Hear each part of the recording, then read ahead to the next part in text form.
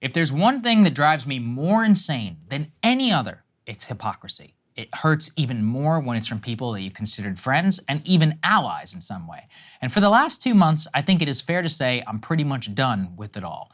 The number of people who built now entire careers decrying attacks on free speech, safe spaces on college campuses, and ideological witch hunts have switched on a dime now that it is a cause that they agree with and are leading only the latest iteration of the famed current thing. This movement has kicked into overdrive after a group of university presidents from Harvard, MIT, and the University of Pennsylvania refused to say that specifically calling for the genocide against Jews was against the university's code of conduct. Let's take a listen. Dr. Kornbluth, yes. At MIT, does calling for the genocide of Jews violate MIT's code of conduct or rules regarding bullying and harassment? Yes or no? If targeted at individuals, not making public statements. Yes or no? Calling for the genocide of Jews does not constitute bullying and harassment? I have not heard calling for the genocide for Jews on our campus. But you've heard chants for intifada. I've heard chants, which can be anti-Semitic depending on the context, when calling for the elimination of the Jewish people. So those would not be according to the MIT's code of conduct or rules? That would be investigated as harassment if pervasive and severe. Ms. McGill, at Penn, does calling for the genocide of Jews violate Penn's rules or code of conduct? Yes or no? If the speech turns into conduct, it can be harassment, yes. I am asking specifically calling for the genocide of Jews. Does that constitute bullying or harassment? If it is directed and severe or pervasive, it is harassment. So the answer is yes. It is a context-dependent decision, Congresswoman. It's a context-dependent decision. That's your testimony today. Calling for the genocide of Jews is depending upon the context. That is not bullying or harassment. This is the easiest question to answer yes, Ms. McGill. So is your testimony that you will not answer yes? If it if the yes speech or becomes no? if the speech becomes conduct, it can be harassment, yes. Conduct meaning committing the act of genocide? The speech is not harassment? This is unacceptable, Ms. McGill. I'm going to give you one more opportunity for the world to see your answer. Does calling for the genocide of Jews violate Penn's code of conduct when it comes to bullying and harassment? Does calling for the genocide of Jews violate Harvard's rules of bullying and harassment? Yes or no? It can be, depending on the context. What's the context? Targeted as an individual, targeted at an individual. It's targeted at Jewish students, Jewish individuals. Do you understand your testimony is dehumanizing them? Do you understand that dehumanization is part of anti-Semitism? I will ask you one more time. Does calling for the genocide of Jews violate Harvard's rules of bullying and harassment? Yes or no? Anti-Semitic rhetoric. And is it anti-Semitic rhetoric? Anti-Semitic rhetoric, when it crosses into conduct that amounts to bullying, harassment, intimidation, that is actionable conduct, and we do take action. The answer is yes, and this is why you should resign. These are unacceptable answers across the board. Don't get me wrong, it sounds bad. And also, we also know that if you replace the word Jew with trans or black, they would give a different answer. But that gets me to the crux of the point. There is a freakout of unprecedented proportions over this clip from the likes of billionaire hedge fund manager Bill Ackman, from celebrities, from pretty much every right-wing pundit who is out there right now, calling out the presidents for not immediately saying yes.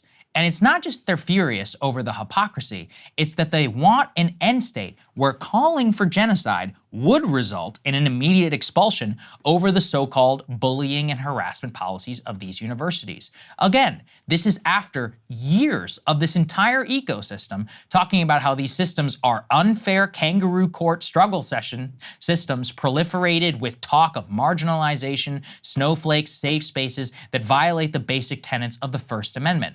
And that's where I gotta speak out. I jumped on board the train when I thought we agreed that system itself was flawed, illegitimate, and un-American. Now that you are upset you don't fit the definition of marginalization within the diversity, equity, and inclusion regime, as my friend Jason Willick has so aptly pointed out in the Aftermath, quote, "The presidents did not give good answers, but they were right to not answer categorically. There is no genocide exception to the First Amendment. In America, unlike many countries, you can say Hitler was right.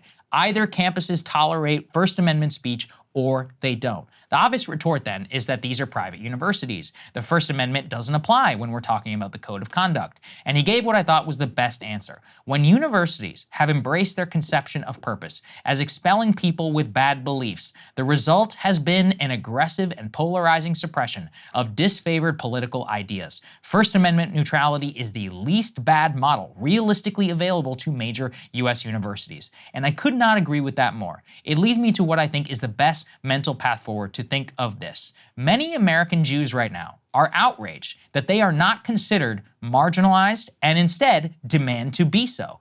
This reminds me of huge debates within the Indian community and amongst Asians whenever there was a fight over affirmative action. Asians had a choice. We could try and adopt the language of black liberation and convince these higher education DEI monsters we too are marginalized, and that's why we also should get preferential treatment for admission in higher ed.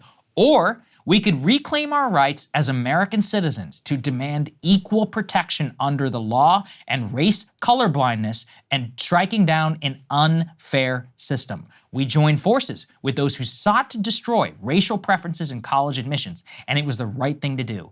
Not only because it secured our rights for fairness in higher ed throughout the United States, but it enshrined those rights for whatever group may be considered not sufficiently marginalized 100 years from now. Jews themselves should understand this. They were the first to be discriminated against at Ivy League universities and throughout the American elite in the early 1900s. But I'm not naive.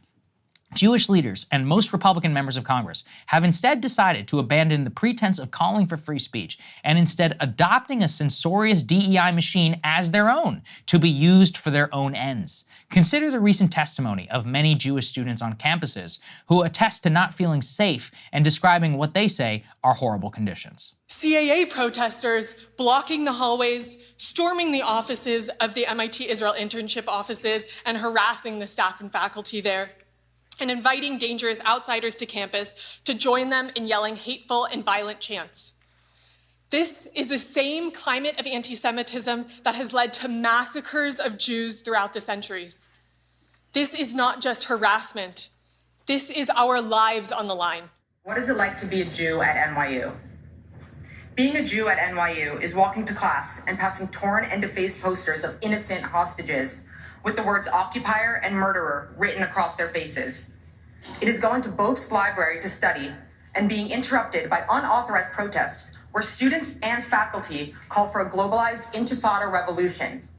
Since October 7th, the unmistakable anti-Semitism that I've experienced on campus is reminiscent of the Jew hatred I've heard about from my grandparents, Holocaust survivors, who experienced firsthand the deafening silence of their neighbors in Poland and Germany when the Nazis first rose to power. On a personal level, I feel bad for these students. I'm sure it sucks. But replace their rhetoric with many who have preceded them, who were trans, black, BIPOC, whatever the du jour term is these days, made up mumbo jumbo, about how they don't feel safe on campus. From statements made by people who they disagree with, you end up with the same regime. They equate feeling safe with hearing things that make them uncomfortable and hearing things that they find abhorrent. To that I say, welcome to society.